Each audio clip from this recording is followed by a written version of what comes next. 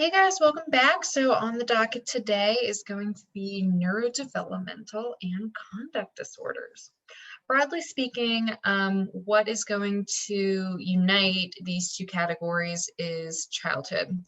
The reason being that childhood is this really kind of interesting point in a person's life from a psychopathological point of way, and that it can impact a person in primarily two ways. One is that kids can develop risk factors for adult level diagnoses. For instance, a child may develop a reactive temperament, which may set them up later for a personality disorder.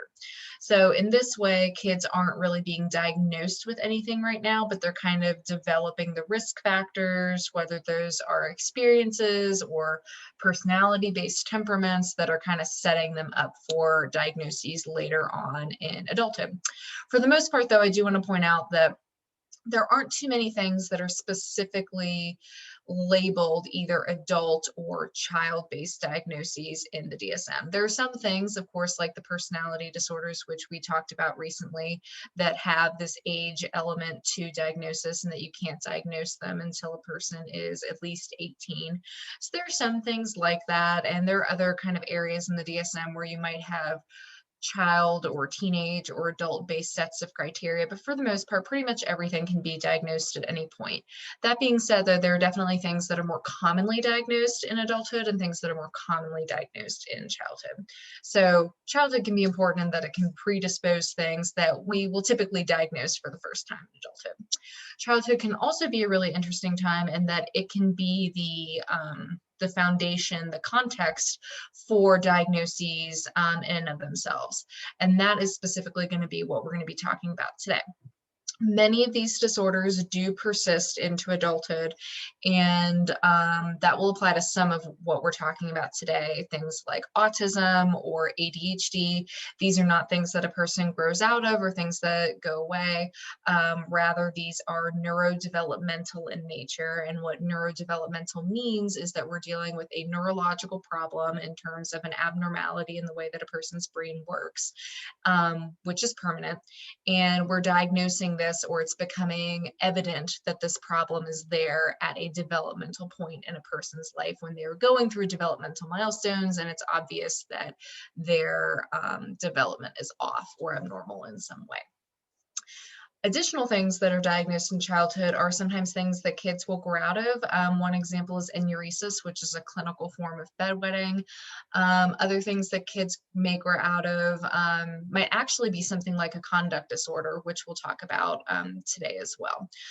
Conduct disorders are kind of funky in that some do persist into adulthood, some become adult level diagnoses like antisocial personality. You might recall the term conduct disorder from that lecture, but there are other variants of conduct disorder that kids and teenagers will grow out of. So regardless of whether or not a person grows out of whatever the diagnosis is, what we're focusing on in this chapter and in this lecture specifically are going to be the diagnoses that are more typically rendered in childhood. Specifically, we'll be talking about three different diagnoses just to kind of limit our focus somewhat. The first of which is going to be autism spectrum disorder. We'll also be talking about ADHD and conduct disorder. So autism spectrum disorder is really just a two-pronged diagnosis. It's fairly straightforward, although there is a lot of wiggle room, which is one of the things that makes this a complicated diagnosis. So in some ways it's straightforward in that we're really just looking for two different categories of symptoms, but in other ways, and you'll kind of see this on the slide, that I'm not giving you precise symptoms, but I'm giving you examples. So the DSM is kind of funky when it comes to autism in that it tells us we need to see these two different types of symptoms across contexts and in multiple ways, but then there are examples of symptoms that you might see versus concrete specific symptoms. So the first category that we're going to be looking for are indicators of social communication or interaction deficits. So the person's ability to socialize, communicate, interact with others has to be deficient in some way. And the DSM just tells us that we need to see indicators of problems in that area across contexts and in multiple ways. So this means we're seeing problems at work, or not at work, at school and at home, versus like just seeing the problem problem at school, but then it disappears at home. And similarly, we're seeing the problem in multiple ways. So it's not just failure to establish normal back and forth conversations, but it's also failure to maintain eye contact or an absence and interest in peers as well. So combination of things. And again, you'll see that these symptoms that I've listed are labeled as examples. So again, the DSM doesn't give us specific symptoms that we're looking for, rather examples. So really what we're looking for here is at least kind of 2 to 3 indicators of deficits in the social communication interaction area. Examples include things like a difficulty maintaining a conversation. So, whereas in a back and forth conversation, one person might ask a question, the other person provides an answer and kind of keeps the conversation going. A conversation with someone with autism may fall flat. Eye contact may be an issue, and this may be one of the indicators that you see in really young kids. So you might even see this in like an infant or a toddler before speech is evident. You might see someone who's just not really interested in socializing, making friends, connections. And again, these are all examples. You can see plenty of other things in this arena as well. Second category of symptoms is going to be restricted repetitive patterns of behavior, interest, or activities. So this is kind of a funky category in that it's very, very broad. So what it means to have a restricted pattern of behavior, interest, or activity, what it means is we're dealing with a focus here. So this person might be really focused or limited in what they're interested in. So they might have a very highly restricted or fixated interest in like Civil War battleships, and that's like all that they want to talk about. They're not interested in other conversations or topics. Restricted activities could mean that like for free time, they like to play Foursquare or draw, and that's it. Repetitive behaviors, interest, activities mean that we're kind of doing the same things again and again. This could come in the form of routines where we do kind of the same thing day in and day out. A lot of the reason for this comes from the fact that these folks are less able to kind of respond to deviations and differences, and so any difference in routine can really throw this person off because they're less able to perceive those differences and adapt and respond in turn. Another example of a more repetitive pattern might be stereotyped or repetitive movements or speech. So you might see like tick flapping types of behaviors where a person will kind of flap their hand back and forth or otherwise engage in a repetitive behavior, almost in a way this could kind of look like one of the catatonic-like behaviors that we talked about in covering schizophrenia. Or similarly, the person may have very repetitive speech, like they might repeat a phrase that someone said to them, or have preferences in using certain phrases or things like that. Another symptom that falls in this category that's more of the restricted kind of side might be hyper or hyporeactivity to sensory input. This means that this person is either very sensitive to sensory input or is not very sensory. So this person might not be able to sit in a classroom without headphones on because everything feels so very loud. Or they might have a preference for like foods that are certain texture or a certain color, or a preference for like clothing that is a certain material because it feels a certain way, or they might have an aversion to a material for the same reason. So again, very general in that we're just looking for some symptoms in both of these areas that extend across multiple contexts. But we definitely need to see both areas. So that's kind of the thing that makes autism a little bit confusing, but at the same time, relatively straightforward. We've got these two areas, but again, it's kind of up in the air and people can fulfill these categories in a huge variety of ways. So you may have noticed that we're talking about autism spectrum disorder versus just autism. So autism is one of the things in the DSM that the APA has made an effort to spectrumize or dimensionalize, quote unquote, in 2013 when the DSM-5 came out.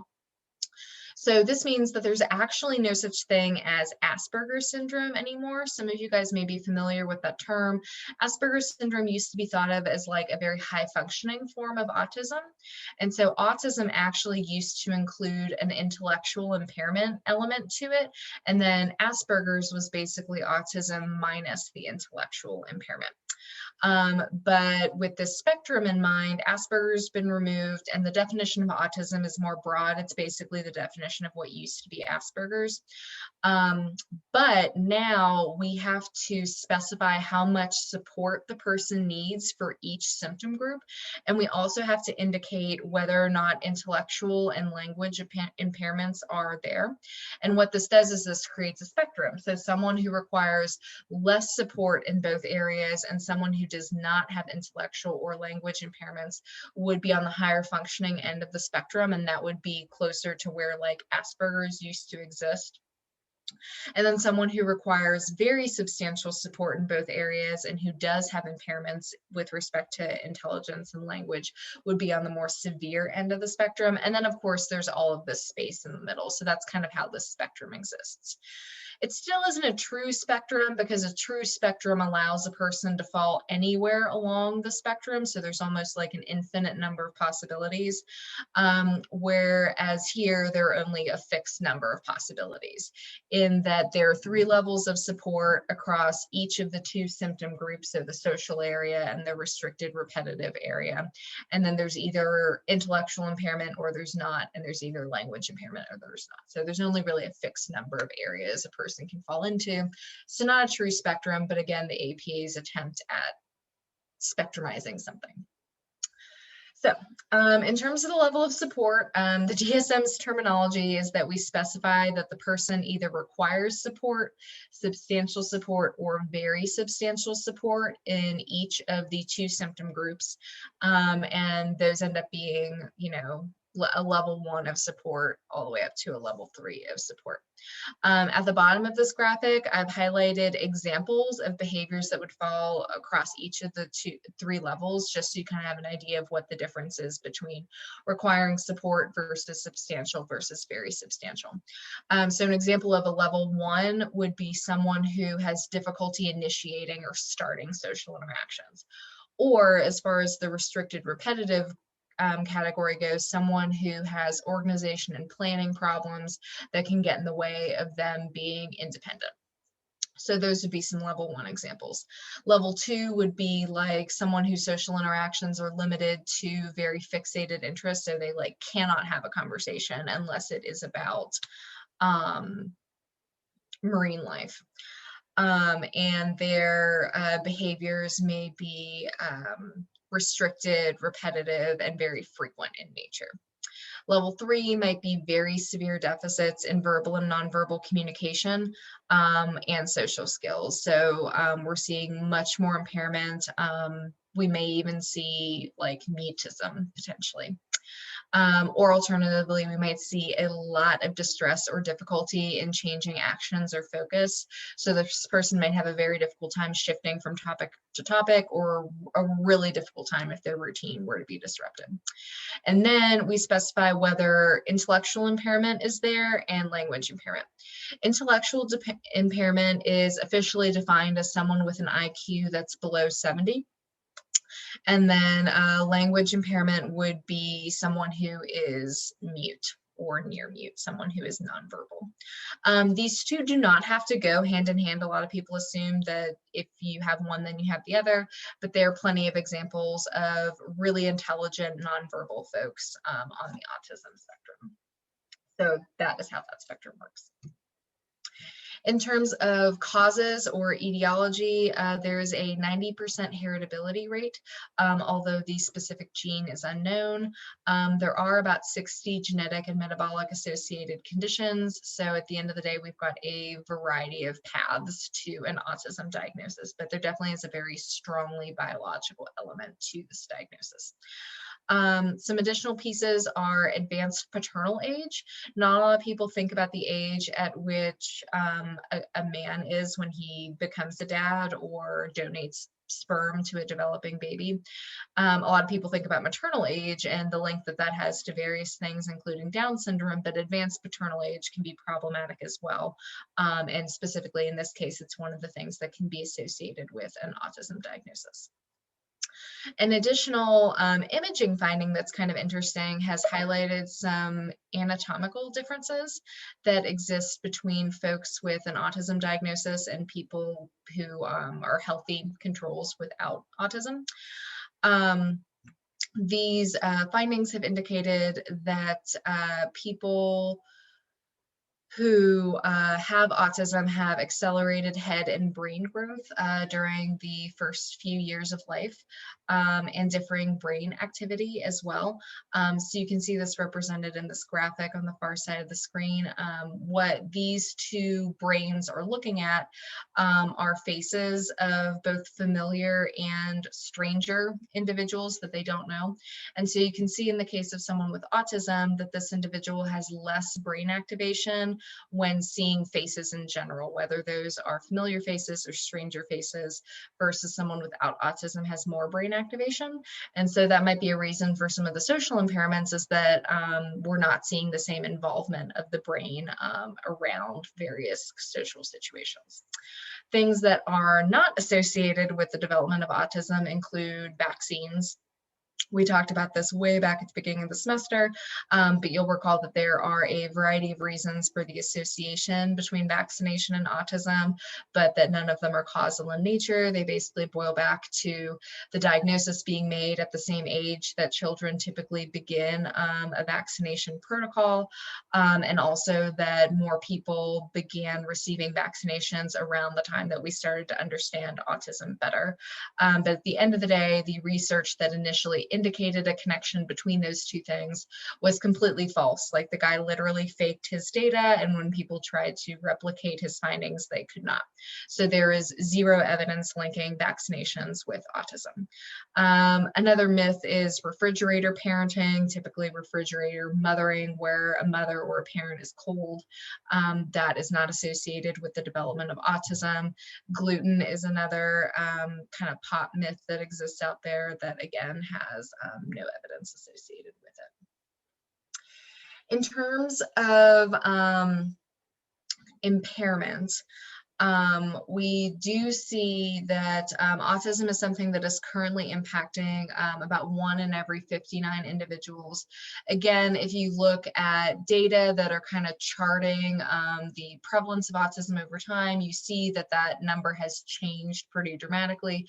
But again, that's not because more and more people are like catching autism like it's a virus or something like that. It's that we're getting better and better at identifying it. The stigma is also disappearing, so more people are willing to speak up or get diagnosed or assessed, whereas before it might have been more common for a person, especially at the higher functioning end of the spectrum, to just kind of persist and not go in for fear of the stigma. It's diagnosed more commonly among males. The sex ratio is 4-to-1. There are no other demographic differences, and about a third live independently as adults. Temple Grandin is the example I always give of extremely high functioning autism. She's a really fascinating woman. If you aren't more familiar with her case, I'd recommend just like Googling or YouTubing her to find out more about her. There's a movie about her that Claire Danes starred in that came out a little while ago. In a nutshell, she was nonverbal as a child, so she's a really good example of someone who struggled with language, but who was very, very smart.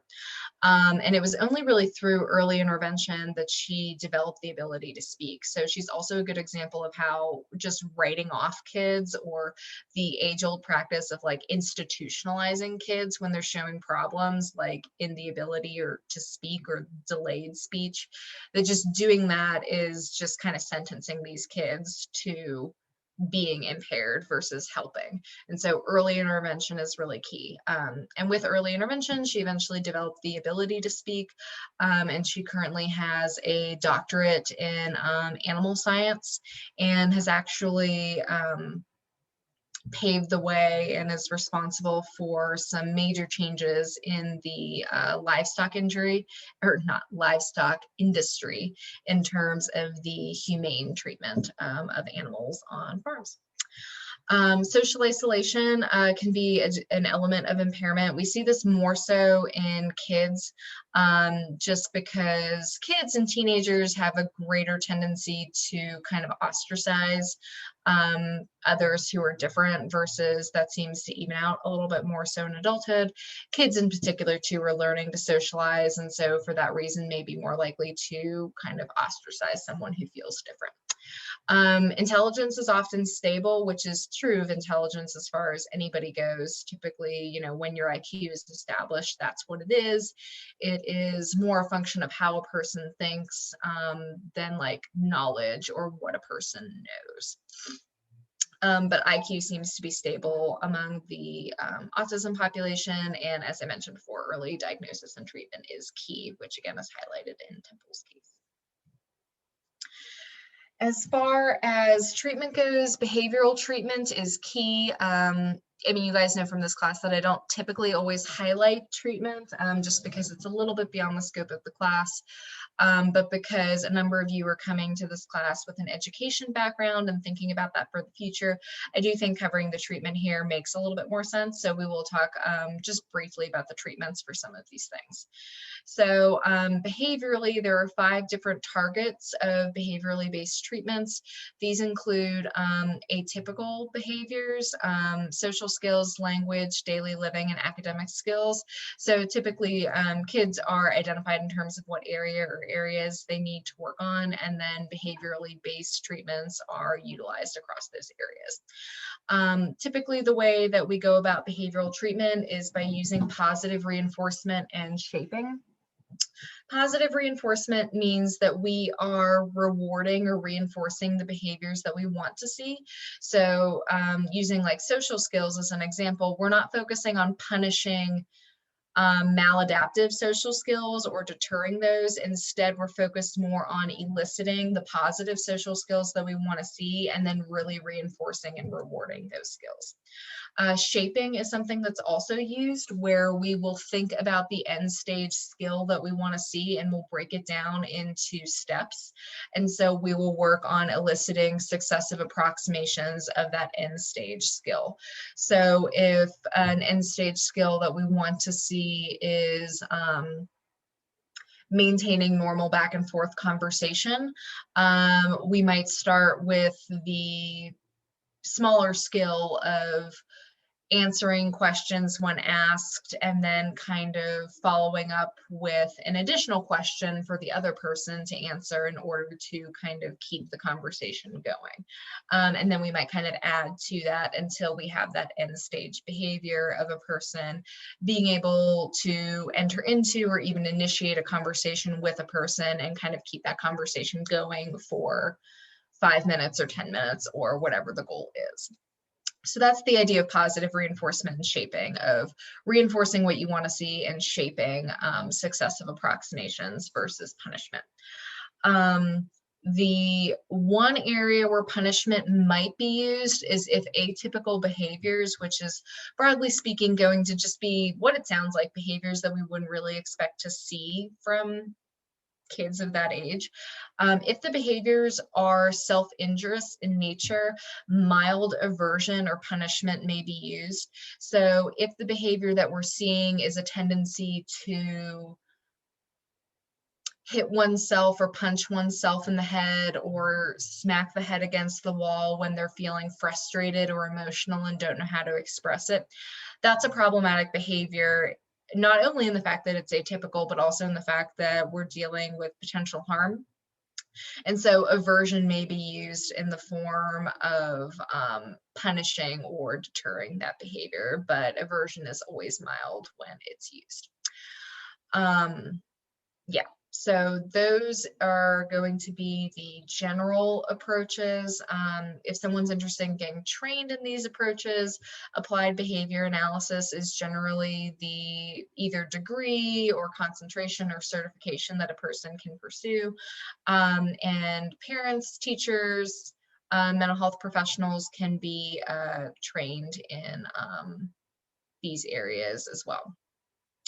A final piece that I want to point out is that when aversion is being used for those self-injurious behaviors, it's important that we are specific, immediate, that the behavior potentially be life-threatening, and that professionals are using those approaches. So while parents or teachers could be trained to do more of the positive reinforcement or shaping pieces, really only a mental health professional should be doing any form of aversion. And again, we want to make sure that we are focusing on a specific behavior that we're trying to deter. For punishment to be effective, it has to be immediate for the person to learn the connection between the punishment and the behavior. And again, we're dealing with self-injurious, risky behaviors, not just something that is simply atypical in nature. Social skills training can also be done in group or peer settings. Sometimes groups will include a mixture of students with autism and students without, and there is currently no empirically supported medication route for the treatment of autism. Okay. Moving on to diagnosis number 2, we've got attention deficit hyperactivity disorder, or ADHD. Here we're dealing with inattentive and or hyperactive symptoms. The symptoms of inattention are listed in the upper hand box, and hyperactivity the box beneath. For each, we need to be seeing 6 of the 9 symptoms consistently over 6 months.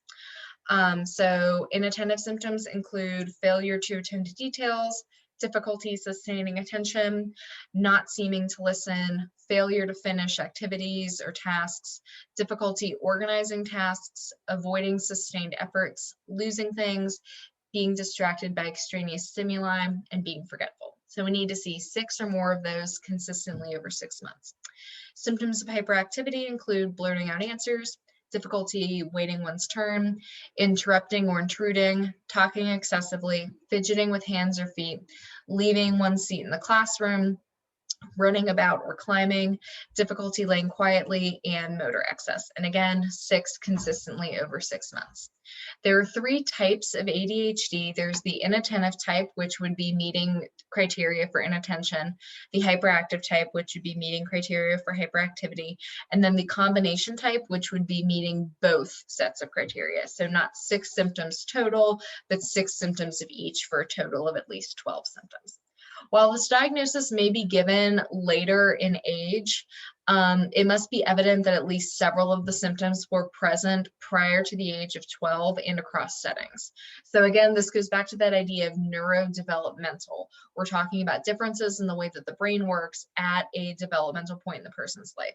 So this is not something that a person just develops in adulthood with no earlier signs. The person might not be diagnosed until they're 20, but in taking a history, it should be evident that symptoms were present at an earlier age. And if you were to go back and interview like parents or teachers, you would get substantiating information indicating that these symptoms were present even if a diagnosis wasn't made. In terms of etiology, this one has a strongly genetic element to it as well, 70 to 80% being heritable. There is no specific gene as in Down syndrome, so in this way it's similar to autism. It does seem that prenatal and early experiences may impact gene expression, suggesting that people may be born with genetic predispositions, but through behaviors, different genes can be turned on and off. And so ultimately, whether or not a person develops ADHD may be a combination of genes and those early experiences, which include prenatal experiences as well, like whether or not mom is consuming caffeine or otherwise what the prenatal environment looks like. The prevalence is that this impacts between 3 and 5% of kids. Ultimately, it seems at the end of the day that ADHD more typically describes delays in brain maturation versus permanent differences. So yes, you will see degrees of this persist into adulthood, but ADHD is funky in that it seems like the symptoms do lessen with age, which is something that makes it a bit different than like autism or like an intellectual disability or even a learning disability. So in this case in particular, it's more likely that Hyperactivity will decline as a person gets older. Inattention does decline to somewhat, but to a lesser degree. And so from this perspective, again, ADHD makes more sense from like a delay point of view than like true permanence. And that as a person gets older, their brain does mature just at a slower rate, and the person is generally able to adapt. And again, hyperactivity in particular does seem to decline more so as a person gets older. There's a higher risk of accidents and injuries, social difficulties, including bullying, and then poor academics and poor sleep may be impairments that we see here as well. Most adults who had ADHD as children no longer meet criteria by 30 or 40. About half still have some impairment. So again, that doesn't mean it goes away. That just means that the brain matures, symptoms start to be more manageable or go away, and so the person isn't really meeting criteria anymore. As far as treatment goes, behavioral treatments are recommended as the first line of treatment. This includes parenting programs that utilize positive reinforcement and shaping, so very similar to what we talked about with autism, identifying the behaviors we want to see, rewarding them using shaping or successive approximations to get to those behaviors. Classroom behavioral management in the form of daily report cards has been helpful in shaping behaviors consistently, and that a teacher can send a daily report card home with a student to a parent, and parents can provide additional reinforcement or reward for good behaviors at home as well. Social skills training can be a piece of this in that hyperactivity and inattention can have a negative impact on social skills. You know, if a person isn't attending or is hyperactive, they can come across as rude or not interested in others, which can impair their ability to make friends. So social skills training might be a piece of this, and there are numerous outpatient and summer treatment types of programs available for ADHD, which are popular behaviorally based resources. From a pharmacological or medication point of view, stimulant medications such as Ritalin are the route to take if behavioral interventions aren't working and this is something you're considering. Stimulant medications are kind of the category group. What these do is they increase dopamine and norepinephrine to enhance self-control, attention, and one's ability to think. About a third of children don't respond to these medications. So kind of going back to what we talked about with schizophrenia and medication in general, medications are not this, magic solution necessarily, and they certainly all come with side effects. In this case, emotional problems, sleep disturbance, appetite decreased, and impaired growth are all potential consequences. And symptoms seem to be worse among preschoolers, so it's definitely worthwhile waiting for a child to be older before going the medication route, if that is what a family decides to do. Exercise can be a really great alternative as far as treatments go for ADHD. The body's attention circuits are jointly regulated by norepinephrine and dopamine, which is why stimulant medications addressing these chemicals are effective. And at this point, we've talked about exercise this entire semester, and you guys should know that norepinephrine and dopamine are some of the things that are impacted by exercise, meaning that if attention is a determinant or consequence of norepinephrine and dopamine, that exercise could be a way to impact these chemicals as well.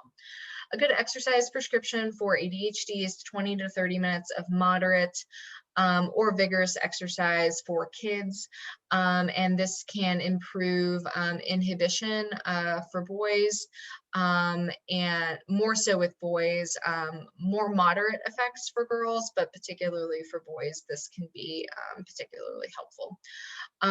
Other things to consider are that first thing in the morning on weekdays, weekends too, but first thing in the morning seems to be most effective.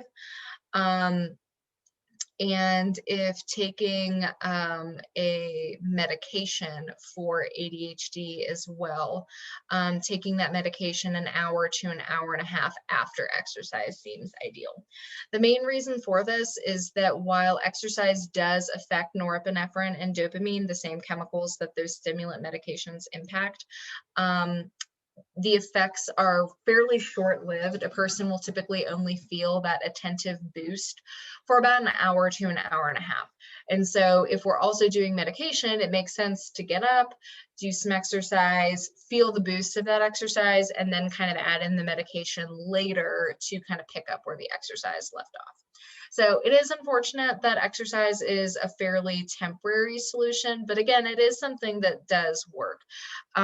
For clients of mine that I work with who are trying to get off of medication or treat their ADHD without medication, I will frequently encourage them to use exercise and to strategically plan it into their schedules.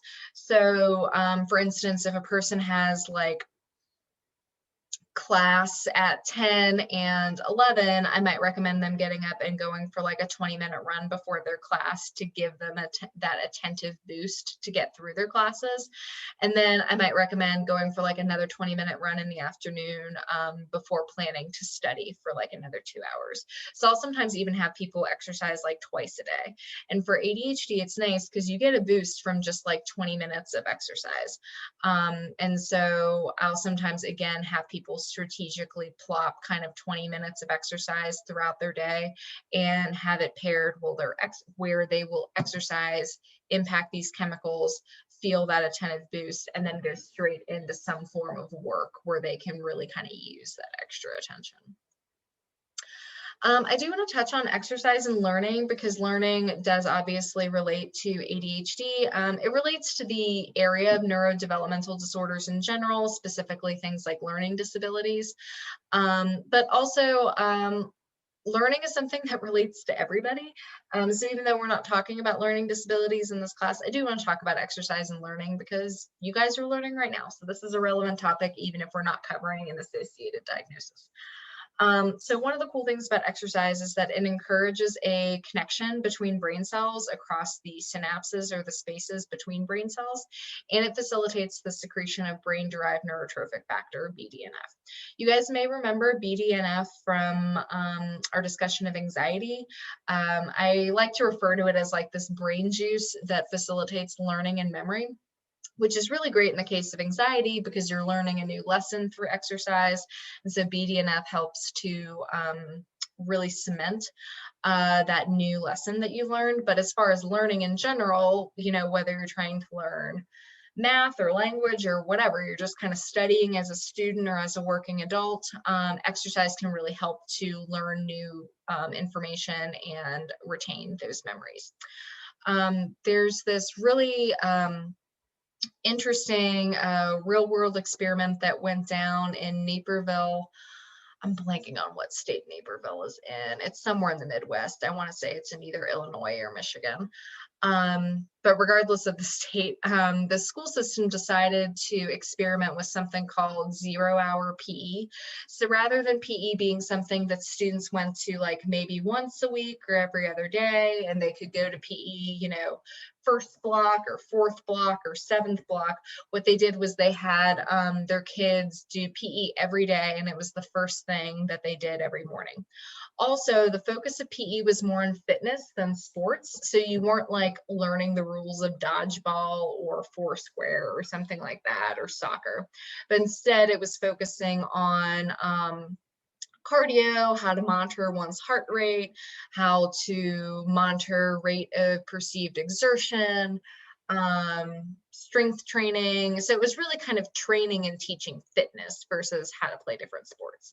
Again, it was daily and it was the first thing the kids did each day. And what they observed at the end of the day was that there was a 17% reading comprehension improvement for students participating in the 0-hour PE compared to only a 10% boost in students who were taking a more standard PE protocol. And performance was even better in students who went immediately from PE to like reading or English was their second class of the day. So this does kind of emphasize this idea that I kind of introduced on the last slide with ADHD, that exercise paired with studying is really helpful. So it's a good idea if you're going to exercise to do it first thing in the day to kind of get that attentive boost, that learning boost. But also if there's something big that you've got to do it right when you finish exercising. That can be a really helpful way to focus more and to just learn more as well. Okay, so last diagnosis for today is conduct disorder. This is someone who is demonstrating a persistent violation of the basic rights of others or societal norms. This is demonstrated by 3 symptoms over the course of the last 12 months, with 1 symptom occurring in the last 6 months. So these are pretty intense symptoms if you just take a second to look at them. So these aren't the things that a person needs to be doing like most of the day, more days than not. That's been a common theme with some diagnoses in the past, like depression. Someone's got to be sad more days than not most of the day. It's got to be really consistent. But here we're dealing with things like forcing someone else into sexual activity, initiating physical fights. So these aren't things a person needs to be doing daily. They're just things that we need to be seeing. So again, 3 symptoms total over the last year, with at least 1 being recently in the last 6 months. There are 4 categories. We don't need to see a particular number from each category, but the DSM kind of organizes the symptoms across categories. So one category is aggression to people and animals. This includes bullying or threatening others, initiating physical fights, using a weapon to harm, physical cruelty to people or animals, stealing in front of a victim, and forced sexual activity. Destruction of property includes fire setting or otherwise destroying another's property. Deceitfulness and theft includes breaking into a building or car, conning others, or stealing non-trivial items. So you're not stealing like $1, you're stealing something of importance and value. And then serious rule violations include things like breaking curfew or school truancy, specifically prior to the age of 13, or running away overnight twice. So the reason for the age specificity is that breaking curfew or skipping school is considered, while undesirable, more developmentally appropriate for like a high school student, but for a middle school student to do that, that's going to be really rare. And running away overnight twice is going to be considered problematic regardless of age. Okay, so in terms of cause, impairment, and treatment, conduct disorder appears earlier and is more persistent, meaning it has a greater likelihood of turning into antisocial personality when a person turns 18.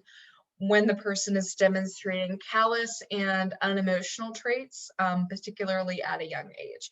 So callous and unemotional traits are just kind of a general coldness, an indicator of kind of like with antisocial, just not regarding the rights of others, not empathizing with others at all. So if there's this coldness, particularly from a young age, and we're seeing symptoms like prior to the age of 10 versus after the age of 10, these are indicators that this is not likely to be something this person's going to grow out of, and they're more likely to develop antisocial later on in life.